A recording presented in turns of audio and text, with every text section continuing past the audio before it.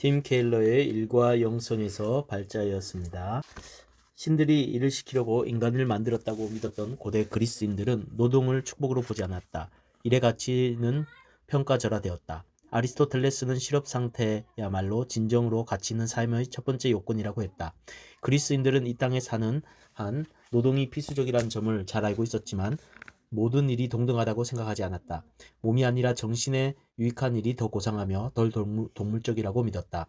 몸을 가장 적게 움직이고 정신을 최대한 왕성하게 움직이는 부류를 가장 고상한 일로 여겼다.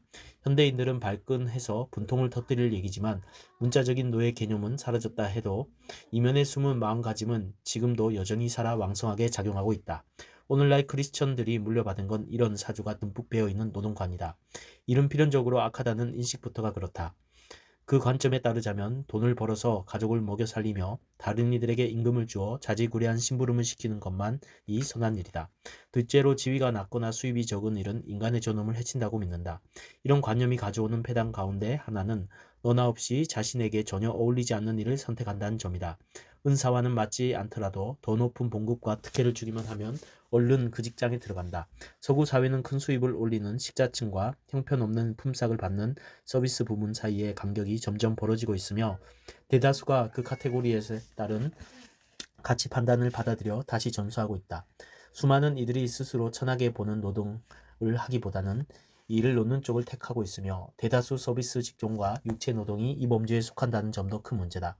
이른바 식자층에 드는 이들이 경비원, 가사도우미, 세탁부, 요리사, 정원사를 비롯해 서비스 업종에 종사하는 근로자들을 업신여기는 듯 처신한 사례가 얼마나 많은지 모른다. 이러한 사안들에 관한 성경의 시각은 전혀 다르다. 손으로 하든 머리로 하든 일이란 일은 죄다 인간의 존엄성을 상징하는 증표로 인식한다. 인간 내면에 존재하는 창조주 하나님의 형상을 반영한다고 보기 때문이다. 창세기 1장에서 오로지 사람만이 일, 곧 직무를 맡았다는 점이다. 쉽게 말해서 식물과 동물들은 그저 충만하고 번성하라는 명령을 받았을 따름인데 유독 인간은 명확하게 이를 부여받았다. 정복하고 지배하며 세상을 다스리라는 지시를 받은 것이다. 인간은 하나님의 형상대로 창조되었으므로 할 일을 구체적으로 받았다.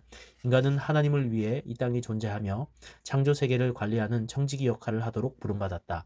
하나님이 창조 과정에서 행하셨던 것처럼 혼돈스러운 세상에 질서를 부여하며 인간 본성을 사용하여 창의적으로 문명을 세우고 신이 지으신 만물을 보살피는 일들을 나눠 맡게 된 것이다.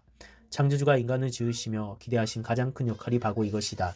그리스 사상가들은 통상적인 일을 짐승 수준으로 인간을 전락시키는 행위로 본 반면 성경은 사람을 짐승과 구별하고 존엄한 위치로 끌어올려주는 요소로 이를 파악했다.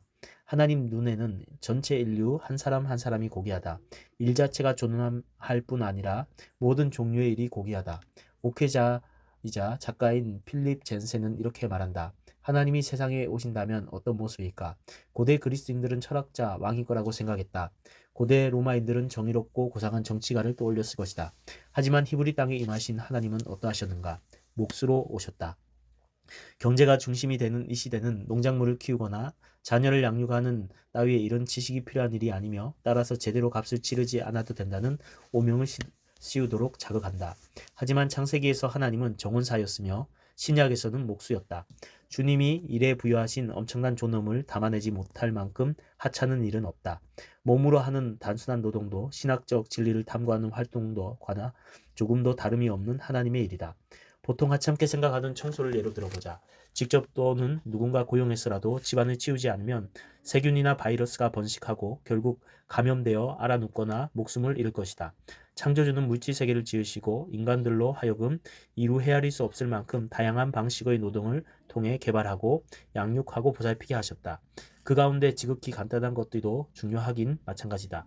모두 다 구비되지 않으면 인생은 제대로 돌아갈 수 없기 때문이다. 캐서린 알스도프의 친구 마이크는 뉴욕시에서 경비원으로 일한다. 맨하튼의 커다란 조합주택에서 일하는 15명의 경비원 가운데 하나다. 담당하는 아파트 한 채만 하더라도 100여 가족이 보금자리를 꾸리고 있다. 이제 간 60줄에 들어선 마이크는 어린 시절 크로아티아에서 미국으로 건너와 식당 종업원 노릇부터 막노동까지 안 해본 일이 없었다. 지금 하는 빌딩의 경비원이 된 지 20년이 됐는데 이를 대하는 태도에 분명 남다른 구석이 있다. 마이크에게 이 일은 직업 그 이상이다. 건물에 사는 이들을 진심으로 염려할 뿐 아니라 짐을 실어주고 주차 공간을 찾고 손님을 맞이하는 업무에 자부심을 느낀다. 나름대로 표준을 세워서 건물 로비와 앞쪽을 깨끗하게 단장하고 관리한다. 주말 여행을 마치고 돌아오는 주민이 보일 때마다 얼른 길가로 달려가서 짐 내리는 걸 돕는 까닭을 물으면 그게 내일이니까요 라든지 도움이 필요한 것 같아서요 라는 답이 돌아온다. 아파트 아이들의 이름을 죄다 기억하는 이유를 물으면 여기 사는 친구들이니까요 라고 대꾸한다. 누군가 구석구석 분주하게 뛰어다니면서 그토록 열심히 일하는 까닭은 뭡니까? 라고 질문하자 이렇게 답했다. 글쎄요, 그냥 아침마다 거울에 비친 나를 떳떳하게 마주보고 싶어서요. 날마다 최선을 다하지 않으면 스스로 못 견딜 것 같아요. 마이크는 평생 자신이 하는 일에 감사하는 마음을 품고 출근한다. 아울러 이 나라에 살며 거기서 일할 기회를 갖게 된 걸 늘 기쁘게 생각한다. 마이크가 섬기는 이들은 대부분 경비원에게 특별히 고마워하지 않을 법한 전문직 종사자들이나 기업인들이다. 경비원이 하는 일을 우습게 여기며 직접 문을 열어야 한다고 생각하는 이들도 있다. 하지만 마이크의 자세를 보면 자신이 하고 있는 일에 내재된 존엄성을 정확히 파악하고 그 이점과 가치를 최대한 끄집어내고 있음을 여실히 알 수 있다. 어떤 일이든 존엄성을 갖는다. 우리 가운데 있는 창조주의 형상을 반영하고 있을 뿐만 아니라 보살피도록 맡기신 세계가 주님 보시기에 좋은 세상이었기 때문이다. 성경에 따르면 이 세상은 만물이 부활하여 새롭게 되는 날, 순결해지고 회복되고 비할 데 없이 향상된 새하늘과 새 땅의 전조다. 물질과 영혼이 영원토록 통합된 상태로 함께 사는 꿈을 제시하는 종교는 오로지 기독교뿐이다. 이처럼 새가 날고 바다가 출렁이고 사람들이 먹고 걷는 사랑하는 건 변함없이 아름다운 일이 될 것이다. 이미 살펴본 것처럼 크리스천들은 본질적으로 노동을 가벼이 생각할 수 없으며 물질 세계에 깊이 개입해야 마땅하다.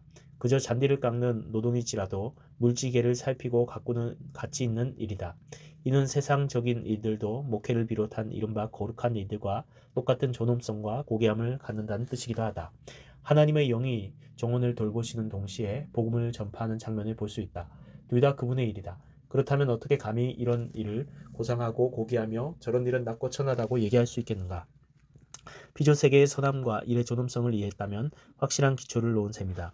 인간은 노동하도록 지음받았으며 지위나 급여나 상관없는 없이 일은 인류에게 존엄성을 부여한다. 이 원리를 제대로 깨닫고 나면 은사와 열정을 조차 자유롭게 직업을 선택할 수 있다. 경제 상황이 악화되고 일자리가 줄어들어도 더 많은 기회에 대해 긍정적일 수 있다. 체면과 우월감이 사라지게 된다. 질투나 상대적 박탈감도 사라진다. 크리스천이라면 누구나 자신이 하는 일을 통해 하나님의 창조와 개척 사역에 동참하고 있다는 확신과 만족을 누릴 수 있어야 한다.